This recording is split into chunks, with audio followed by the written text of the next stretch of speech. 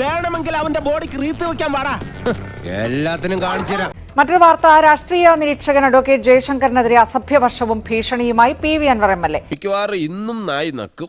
കക്കൂസ് മാലിന്യം ബക്കറ്റിലാക്കി കൊണ്ടുവന്ന് തലയിലൊഴിക്കുമെന്നും ഉടുമുണ്ടുരുങ്ങി നടത്തുമെന്നുമുള്ള ഭീഷണിയാണ്. ചുമ്മാ പറഞ്ഞായിരിക്കുമല്ലേ? ചുമ്മാ പറഞ്ഞതാ. അയാൾ ശരിക്കും പറഞ്ഞതായിരിക്കും. അയാൾ ചെയ്യുമെന്ന് പറഞ്ഞ ചെയ്തിരിക്കും. ഒരു ബക്കറ്റ് കക്കൂസ് മാലിന്യവുമായിട്ടാണ് PV അൻവർ നിന്റെ ഓഫീസിലേക്ക് വരിക.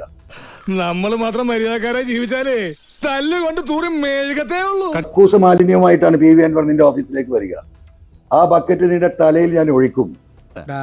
നിനക്ക് ടെൻഷൻ ഇല്ല, എനിക്കുണ്ട്. നിന്റെ ഉടുമുണ്ടുണ്ടല്ലോ, അതിൽ അടിയിലെ മറ്റേ കളസം, ആ ഉടുമുണ്ട് ഞാൻ പറിച്ച് ഞാൻ എടുക്കും. എന്ത് ഭ്രാന്താണ് ഇയാള് പറയുന്നത്? കേരളത്തിലെ സമൂഹം അത് കാണും. അതിന് 10 ദിവസം ജയിലിൽ കിടക്കണമെങ്കിൽ ജയിലിൽ കിടക്കാൻ തന്നെയാണ് തീരുമാനിക്കുന്നത്. എല്ലാവർക്കും ഇതൊരു പാഠമായിരിക്കട്ടെ.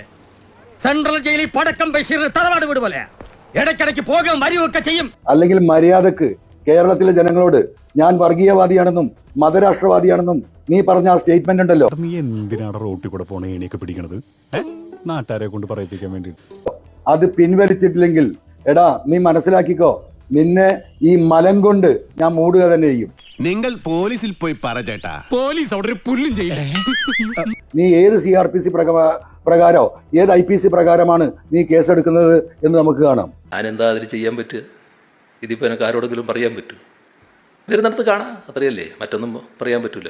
അതുകൊണ്ട് മര്യാദക്ക് നിനക്ക് മലത്തിൽ കുളിക്കണ്ടെങ്കിൽ മാപ്പ് പറഞ്ഞോ. തെറ്റ് ചെയ്യാത്തവരായി ആരുമില്ല ഗോപു എന്നാണല്ലോ. അതാണ് നിനക്ക് നല്ലത്. അല്ലെങ്കിൽ PV അൻവർ വന്നിരിക്കുന്നതിന്റെ ഓഫീസിൽ. അതാണ് ഞങ്ങളുടെ കുടുംബത്തിന്റെ മഹിമ. എല്ലാ പൈപ്പറും നല്ല പൊളിയാ. MG റോഡിലൂടെ നിന്റെ ഉടുമുണ്ട് അഴിച്ച് ആ കളസം കാണിച്ച് ഞാൻ നടത്തിക്കും. ഞാൻ ആ കേസ് ഞാൻ ഏറ്റെടുക്കും. എന്നെ അനുസരിച്ചും ബഹുമാനിച്ചും ജീവിച്ചാൽ കൊള്ളാം. കത്തിക്കുത്തി കീലേരി അച്ഛനും പുത്തരിയല്ല. എന്നോട് കളിക്കാൻ ധൈര്യമുള്ളവരുടെ ഇറങ്ങി വാടാ. അതൊന്നും എന്നെ ബാധിക്കുന്ന പ്രശ്നമല്ല.